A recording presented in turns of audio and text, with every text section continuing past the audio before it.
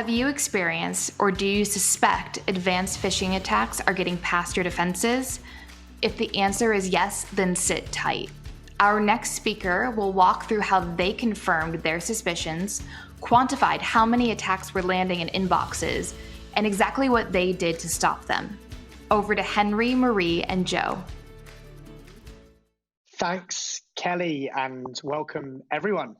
I'm Henry. I'm the VP of Customer Success here at Tessian, and today I am very excited to be joined by two Tessian customers. First up, we have Mary. Mary is the CTO at Sanne, a leading asset management and FTSE 250 company. Then we also have long-standing Tessian customer Joe. Joe is the partner and head of cyber at international law firm Mishcon Reya, who have actually recently become the first ever law firm to be certified by the National Cyber Security Center. So big congrats there, Joe.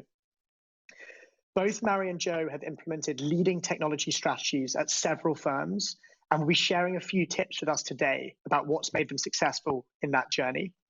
Today's session specifically is going to focus on fixing that gap in email security to protect against those highly targeted, crafted, advanced spear phishing attacks that evade existing controls. And again, a quick reminder to you all before we start, you can submit questions through the Q&A widget at the side of the screen, and we've got a team on hand to answer those as they come in. Awesome, let's kick off, Joe and Mary. I'd love to start at a high level.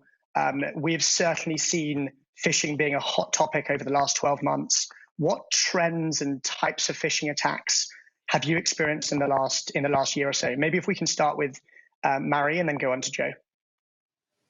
Absolutely. So we've seen a general increase, particularly through the pandemic, just generally when it comes to phishing, but then also in the type of phishing attacks that we've been seeing. So they're getting more and more sophisticated, less obvious. You know, the usual ones are there. You can see the spelling mistakes, you can see the errors in them, and the training that we've done, people can spot them. But more and more are coming through now where it's very difficult to see who they're coming from and whether they truly are phishing attacks. So I think that's probably the biggest change in 2020 for us. Really interesting. Joe, would love to hand over to you. Yeah, I think similar to what Mary said, you know, we had a big change in 2020, obviously, with everything that happened with COVID, and that was no different from those seeking to attack us. You know, we saw phishing laws change quite rapidly throughout the year. Bit of a pause at first, I think, while the world righted itself.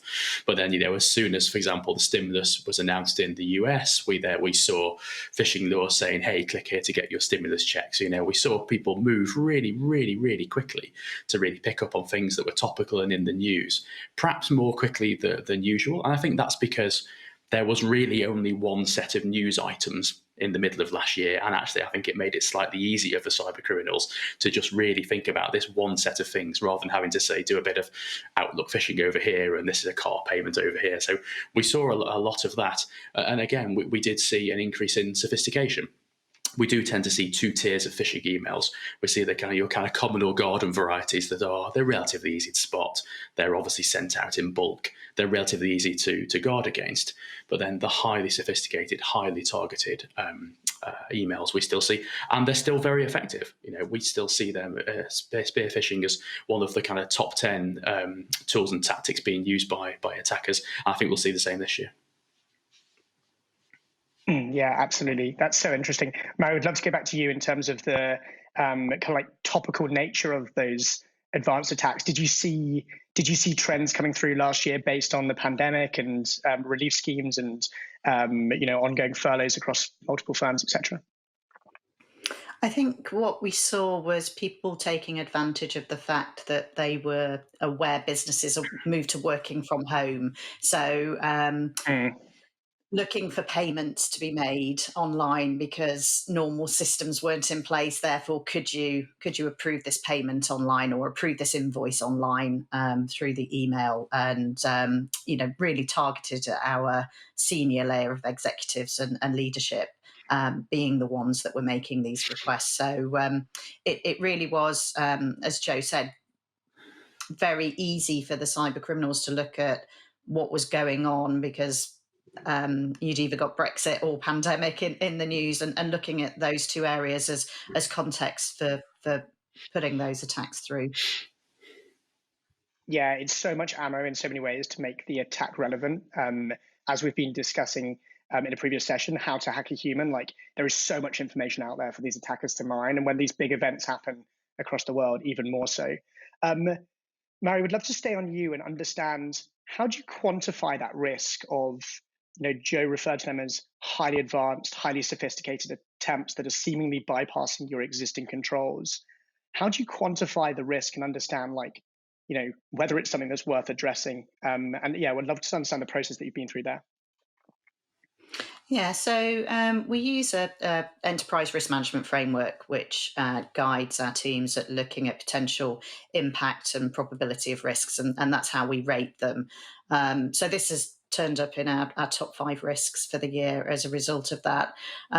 In terms of mitigating the risks, we go through usual measures of our teams are looking for attacks. We've got tooling in place. Obviously, we use the Tessian products to try and identify attacks that are coming through, but also look at that human layer of training all of our staff. We have a regular training program where we're educating them in likely threats and then asking them to self-identify if they have an email that they think suspicious, so that, again, our cyber teams can have a look at that and determine whether or not it is a true threat. And then the enterprise risk management framework allows us to put those issues in front of the right audience. So if it's of a significant scale, which we had some last year, then that becomes part of our crisis management team. Will look at those types of incidents and determine what we do about it. Yeah, really interesting, really interesting. Joe, we'd love to turn around to you and understand how you go through that process of evaluating. Yeah, we talk about fewer emails, highly targeted. Is it worth protecting against, or are they always going to get through? And how you do that internally, but also how you advise your customers as well. Yeah, absolutely. So it is, again, one of these kind of hot topics, building a secure email architecture. Everyone accepts that the emails are kind of a problem. I think for a long time, we've focused historically on dealing with spam as the email problem. And a lot of email kind of solutions are set up to stop, your domain being abused, someone sending email on your behalf. Don't get me wrong, that's a risk if you say you're a big government department, or your brand's going to be misused. But actually, I think we've been guilty historically of perhaps ignoring phishing email a little bit. We again take a risk-based approach, and we always recommend the same for our customers. We drive a lot of those risks from threat intelligence. So we look at what are the kind of specifics of these attacks, how do they occur, what kind of domains are we seeing being set up to send these kind of emails, where do they come from, who are they targeting? Again, we see people target senior executives in a very similar manner. Again, you always, as well as putting a good kind of technical structure in place, you then need to deal with the human aspects of it. So again, awareness training, always good. Again, difficult area because we rely on people opening email, clicking on links and opening attachments. It's their job. It's what we pay them for. It's what they want to do. So but at the same time, if you can just raise some level of awareness, so maybe somebody asks a colleague, takes a second look at something, that's great. And again, there is always an element of planning for the inevitable. Every now and then something is going to get through.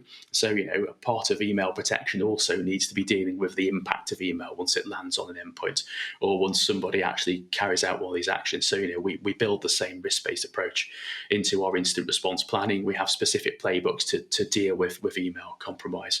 And we always look at that kind of feedback loop of something that gets through. We say, okay, where was it in the chain? Why was it missed? What could we improve?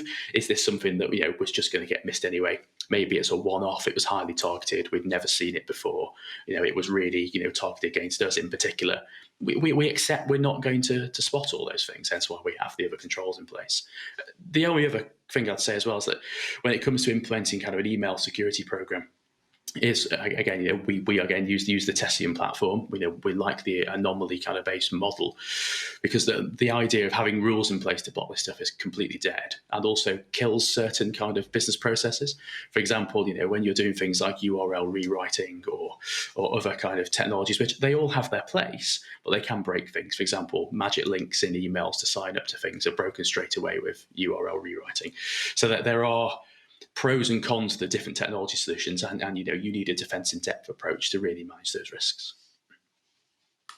Yeah, absolutely. I think what makes, and perhaps not surprisingly so, is that human layer element, and it's about engaging with your employees and making them aware of this risk. And at Tessian, we speak a lot about like in situ training. How can we surface them the right information at the right time to allow them to make an informed decision? I think historically, and especially like in the legal industry, there has been maybe a reluctance of employees and fee earners to engage too much in security. I'm intrigued. How much is that changing? I mean, Mishcon and Reya are obviously like really embracing like the cyber element. Cyber law is a huge thing. How much more are users open to learning about these more advanced threats and spotting these things? Now it's more prevalent generally, and also in the news as well. I think if you look at the legal sector and technology change more broadly, it has been a sector that has been resistant to a certain degree to change and kind of slow to adopt it. And I think that's not necessarily for bad reasons. Change needs to be understood, and also you have a sector that is highly focused on the law and that day job of legal practice. Technology kind of left to us one side, but as we've seen the kind of rise of legal tech. So technology and the law changing much more rapidly, that brings along cybersecurity concerns. And I think wider media awareness of cybersecurity risk is then also helped drive it up the kind of the legal agenda. And so I think now, I've been in law nearly 5 years in the sector. If you look back at when I joined, it was still very much in its infancy. 5 years later, I think, especially for major law firms, the practice of law looks unrecognisable. Cybersecurity is not just a bigger part of of the business of law, but actually what clients are asking for as well, which has really changed things. So most firms now have a data protection cybersecurity practice, again because it's an issue that affects clients, which then drives awareness. So I think even though the sector has historically been slow to change, that is something that has completely changed now. I mean, most law firms, again, large ones, have now a chief information security officer. If you went back 10 years, I think that'd be completely unheard of. There'd be no one really responsible for cybersecurity. And again, it was still viewed as information security and not something anyone really did. Yeah, no, it's such interesting times. In that development curve. Marie, sometimes it's really hard to know exactly what's getting through your existing controls. You don't know what you don't know. How did you notice stuff was getting through your secure email gateways and existing controls? And what should our audience be looking out for?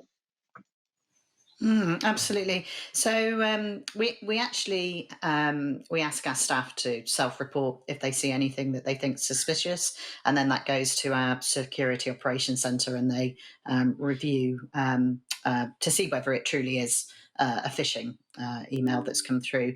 And we actually had something that looked very suspicious last year. Which is probably a good example of how we take that through the risk analysis. So they will report that through to us. We will then have a look at the potential impact of that particular email. And in this case, it was an instruction that was from our chief finance officer to our chief executive, or purporting to show that it was, requesting that a payment was made. So that allows us to look at our enterprise risk management framework. We can then identify on a number of factors. So there's the financial risk of impact that a payment would be made that wasn't valid, right the way through to what that would do in terms of reputational damage as well. And then we look at the probability of that happening, which in this case, it looked a very genuine email. So we're very fortunate that our chief finance officer picked up upon this and reported it. And then depending on the level of assessment, if it is something that's as significant as that, we'll call together our crisis management team and we'll look at those near miss events and determine what course of action we're going to do from there. There are obviously a lot more that are a lower scale, and we monitor those to determine if the overall risk landscape is looking higher threat going forwards. Really helpful. Thanks, Marie. And thinking about the process that you went through to use data to confirm those suspicions and doing a historical threat report with Tessian, would love to understand how enlightening that was and that process that you went through.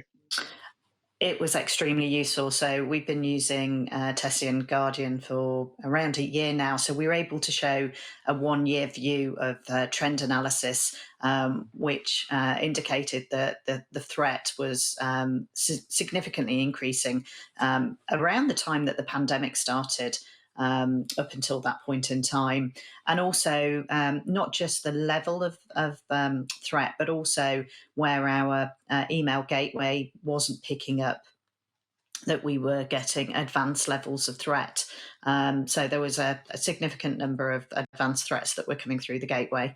And that data was really essential for us to measure the amount of risk we were seeing. Flipping back into like the more advanced threats and how you've been thinking about that in your role as a CTO. One thing we're hugely excited about at Tessian at the moment is account takeover. We obviously launched our account takeover functionality quite recently. Would love to understand when you were trying to assess that risk of these really advanced attacks evading rule-based controls, how prevalent was account takeover for you? And and like kind of like how did you see that in your like risk profile? It's highly important to us. So we provide services to our clients. We outsource fund administration for them. Therefore, we're acting on their behalf. We have their data, a huge amount of client data. We make payments on their behalf. So account takeover is a serious risk for us. We need our clients as well as our internal staff to be sure that any instruction that they receive, particularly that involves payments, but importantly with sensitive data as well, they can be sure that the source of that instruction is a valid source of instruction. So this is probably one of our highest risks. We're not my previous history was in banking where it's quite simple. There are certain data sets that you can restrict going through email gateways and it doesn't impact business operations. But when you're in a professional services industry, email is a huge part of that collaboration with clients and investors on our part. So it's very difficult to put a rules-based system in place, and therefore we're very reliant on our staff and the people that we interact with being able to validate whether the emails and the instructions they're receiving are genuine. Yeah, no, so important, so important. It also goes back to what Joe said of like, it's ultimately a productivity thing, right? It's people's jobs to use email. It's people's jobs to transact and get business done. Yeah. And we don't want to put so many controls in place that it's like stifling and they can't do their jobs. I think account takeover fascinates me for many reasons. Firstly, because, you could have access to that. You could, be the world's best email security engineer, still look at that email and not know without like combing over like millions and millions of emails historically, whether it is or isn't coming from the correct source. But also what's interesting, I think, is it's no longer about just securing your environment. It's about making sure that you're partnering with your suppliers and customers to make sure that your security ecosystem is robust and you're only as strong as your weakest link, and all of that. Would love to understand, how do you, maybe we can kind of like go Joe and then Mary, like how do you work with suppliers to build up that collaboration around like the security ecosystem? Because essentially you're joining ecosystems with them and like you want to make sure they're as strong as you are, so that actually the point of entry is resilient at all angles. Yeah, I'm happy to talk about that. I think what you've articulated there is a very modern view of kind of supplier management for security, which unfortunately isn't everywhere. You still see suppliers being managed in the old way, which is actually quite adversarial. So, we're going to do X, you're going to do Y. If you don't do Y, I'll audit you and find out why you're not doing it, and I'm going to beat you up on price, and we're not going to work together and all that kind of stuff, which just does not work when you have a common goal. Ultimately, your supply chain and their security directly affect you and your security. And an incident in your supply chain, I always say this, it flows to the highest profile brand. So, if there is a problem further down the supply chain, it will not be reported in the media as a problem down there. It'll be reported as a problem for you up here, if you see what I mean. So what you articulated there, I think, is actually part of the solution. It's having a kind of a modern approach to this stuff, working together for that common goal. That's not to say there don't need to be kind of rules in place. I think it's really good to be very clear with what your expectations of your suppliers are and to kind of trust but verify to make sure that they're doing the right things and to go and make sure they are. That isn't necessarily to say that everyone gets a supply security questionnaire that no one necessarily then reads when the answers come back, which we've seen before. We're on the receiving end of enough of them as well. You get your 400 questions about security, you answer them, and it doesn't really matter what you say. But things, like, for example, having suppliers notify you if they have an incident so you can actually do something about it, and building that trust so they will be open with you in a kind of timely manner. The other thing is to accept that some of your supply chain, even though if you divide it into high, medium, and kind of low risk, even in the high risk bucket, might be organizations who are too small. Maybe they're very new, maybe it's a startup. They don't have the capability and capacity to do security in a way that we'd really want them to. They might be doing the basics, but actually, if they are that much of a critical risk to you, you need to be prepared to invest in that supplier to bring up their security level to something that is acceptable to you. And it's kind of the reverse of the kind of value engineering arguments of kind of 10 years ago. You really need to work with suppliers to make sure that they are in a better place. And sometimes there's a bit of challenge with that because it's a real investment in the supplier relationship, and there's a cost to it, and both in terms of time and other resources. But I think that's the one area where people are very quick to set expectations down the supply chain, especially in the software supply chain, where there's huge dependencies on things that are sometimes even free. And we have an obligation, therefore, if we see that as a security risk, if we're not going to accept it, rather than kind of pointing the finger and trying to make it someone else's problem, to try and build those organizations' products up so that actually, the risk overall is reduced. And it's the right thing to do kind of, from a social and environmental perspective, because it improves it for everybody.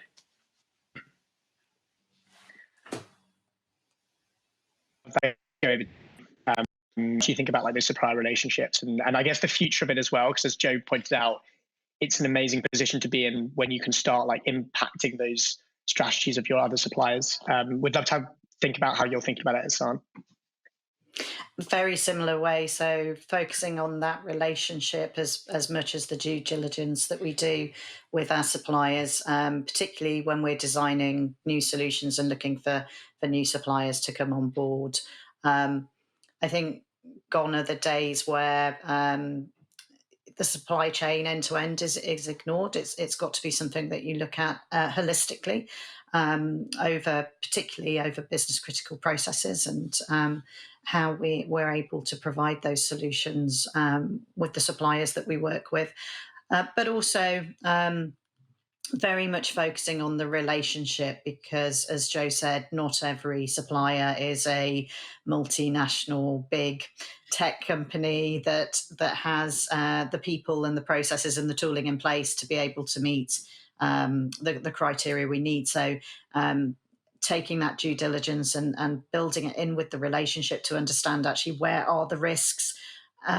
It's not a one size fits all. It really depends where that supplier fits in to the overall solution, the overall business processes, and getting a good balance across the whole set of suppliers that we use. So very much focus on relationship. Yeah, I love that focus on relationship. We've several customers on Reya account takeover functionality added to Defender. And in fact, since we've always seen like impersonation of external counterparties, is actually like building in those workflows that when you see one of your suppliers has had an account takeover and it's been flagged within Defender, then being able to reach out to that supplier in a really positive, like collaborative way and say like, hey, just a heads up, we've seen this, you may want to look at things, let's build like, would love to like help you to the extent that we can. And that's a really positive touch point in building that like joint security culture. So yeah, really exciting. Last question for both of you. You guys are obviously in the privileged position where you have companies who really believe in security or protecting. We've spoken about account takeover, the advanced spear phishing attacks today. They really believe in protecting against these advanced risks. What advice would you give to those in the audience as to how to win your board and execs over when trying to make the case for protecting against these more advanced risks?